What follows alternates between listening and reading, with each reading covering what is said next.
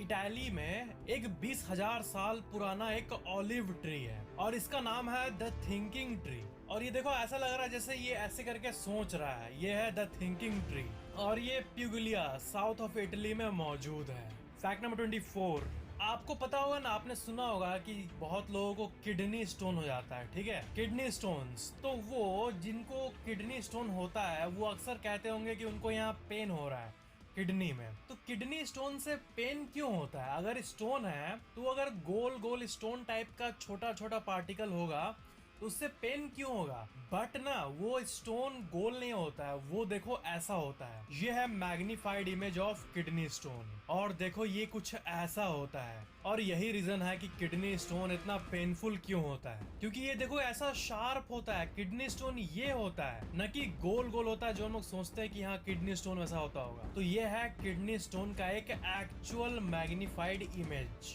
That's गजब। Fact number 23, ये बहुत ही मस्त फैक्ट है।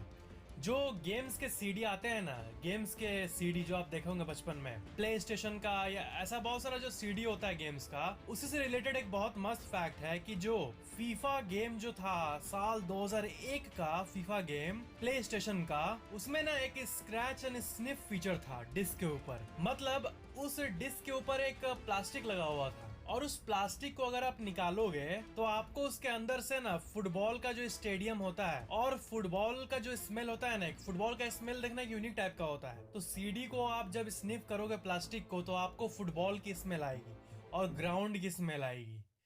That's really amazing. देखो इस डिस्क के ऊपर लिखा हुआ है smell the pitch, scratch and sniff. Fact number 22, MOOSE, ये एक जानवर का नाम है, ठीक है, मूज।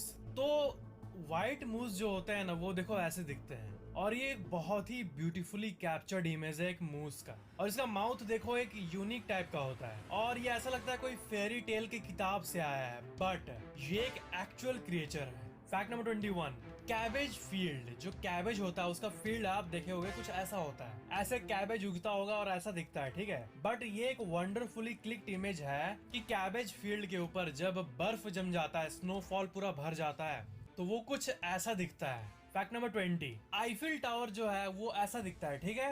बट आपको पता है कि जब ये कंस्ट्रक्ट हो रहा था तो कैसे बन रहा होगा? ये देखो इस इमेज को, देखो सबसे लेफ्ट साइड जब ये बनना शुरू हुआ था तो कैसे दो साइड से ऐसे ऐसे ऐसे कंस्ट्रक्ट किया जा रहा था थोड़ा थोड़ा करके, और फिर उसके बाद थोड़ा और ऊपर तक बना, फिर और ऊपर तक बना और ब्यूटीफुली क्राफ्ट करके इतना ऊपर करते करते फाइनली ये खड़ा हो गया। ये 1887 से 1889 तक का पिक है और इस पिक का नाम है the construction of the Eiffel tower और ये बहुत ही एक वैल्यूएबल पिक है हिस्ट्री की। फैक्ट नंबर 19, जो थाईलैंड जगह है ना वहाँ के लोग ड्रैगन्स पर यकीन करते हैं।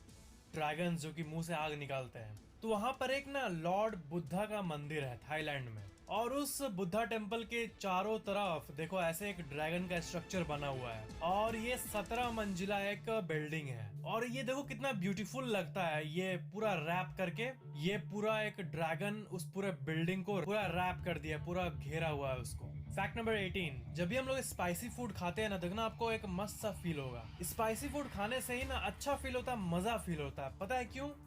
क्योंकि ब्रेन केमिकल्स तो बहुत सारे होते हैं। एग्जाम्पल लूँ तो famous dopamine, endorphin, serotonin, DMT। Only spiritual guys know what I'm talking about. The chemical which is released at birth and at death. A whole another topic. हाँ, तो ये सब मतलब ब्रेन के अंदर केमिकल्स का खेल होता है, ठीक है। तो जब हम लोग स्पाइसी फूड खाते हैं ना तब सिर्फ डोपामीन फील गुड केमिकल नहीं बल्कि साथ में इंडोर्फिन नाम का एक पेन रिलीफ केमिकल भी निकलता है। तो जब डोपामीन और इंडोर्फिन दोनों एक साथ निकलते हैं तो हमें वो एक हाई फील होता है। और इसलिए देखना कि हम लोग में से कोई कोई लोग ना एकदम स्पाइसी खाने के लिए पूरा पागल रहते हैं, वो इसलिए क्योंकि ये ब्रेन को एक मस्त सा स्टिमुलेशन देता है। जब डोपामीन और इंडोर्फिन मिलता है ना तब वो एक बहुत ही यूनिक तरह का हाई पैदा करता है। Fact number 17, sapphire centre for association research Pittsburgh में एक बहुत ही अनबिलीवेबल सी घटना हुई। पता है वहाँ पे कई कुत्तों को ना क्लिनिकली डेड कर दिया गया कुछ घंटों के लिए, मतलब उन्हें मार दिया गया, ठीक है। और उन रिसर्चर्स ने मरे हुए कुत्तों को जिंदा कर दिया और ये पूरे इतिहास की सबसे बड़ी साइंटिफिक घटनाओं में से एक है। न्यूयॉर्क टाइम्स मैगजीन भी इस घटना के ऊपर एक आर्टिकल पोस्ट की थी, ज़ॉम्बी डॉग्स। इसमें इसका पूरा डिटेल दिया हुआ था और इसमें यही बताया गया था कि कुत्तों को वापस जिंदा कर दिया क्लिनिकली डेड करके, बिना किसी ब्रेन डैमेज के। मतलब एक केमिकल से उनको मार के उनका आप कह सकते हो हार्ट बीट बंद करके वो लोग वापस एक यूनिक तरीके से वो लोग जिंदा कर दिए। This is unbelievable. क्या क्या हो सकता है दुनिया में, बाप रे। फैक्ट नंबर 16, बहुत जगह गंदगी की प्रॉब्लम होती है, ठीक है। लोग कहीं भी गंदा कूड़ा फेंकने लगते हैं। तो टेक्सास जो है यूएस में जगह, वहां पर ये बहुत दिक्कत है, ठीक है। फिर वहां के ऑफिशियल अधिकारी जो होते हैं गवर्नमेंट के, वो ना इसको पोस्ट कर दिए, मतलब इसको वहां पे लगा दिया इस बोर्ड को, और इसमें लिखा हुआ है don't mess with Texas. Understand? अगर आप किए तो आपको $2000 तक का फाइन लगेगा इधर उधर कचरा कूड़ा फेंकने में।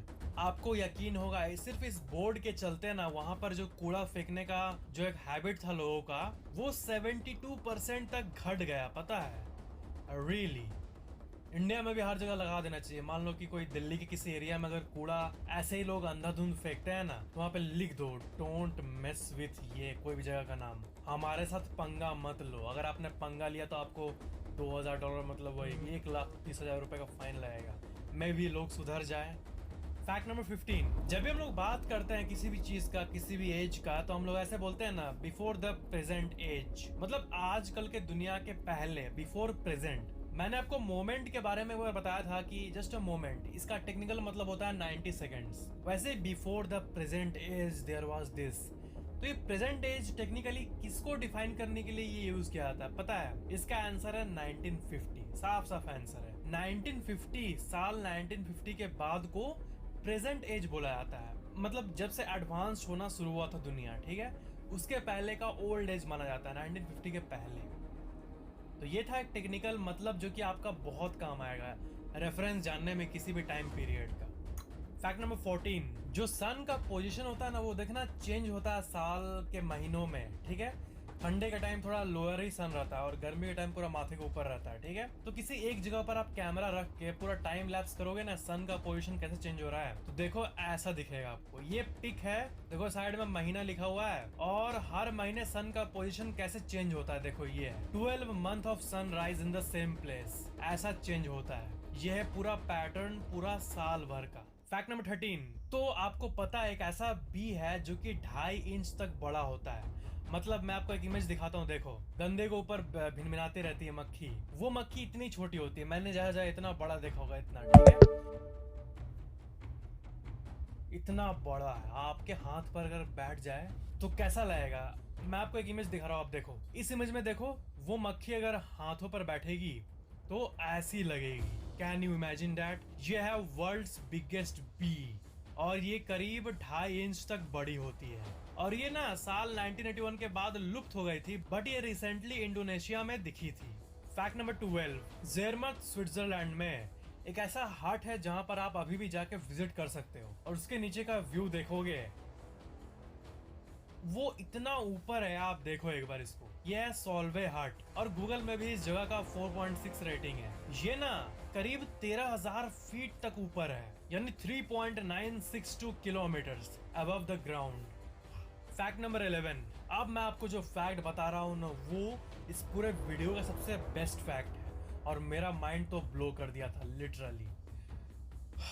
आप यहाँ पे खड़े हो, ठीक है, ग्राउंड पे मस्त खड़े हो और आपने अपने माथे के ऊपर देखा कि बहुत दूर एक छोटा सा प्लेन जा रहा है, जो कि हम लोग अक्सर देखते हैं, प्लेन प्लेन प्लेन बचपन में करते थे हम लोग, ठीक है। तो वो प्लेन जो है वो हाइट में ना 35 से 36,000 फीट तक ऊपर उड़ती है, ठीक है।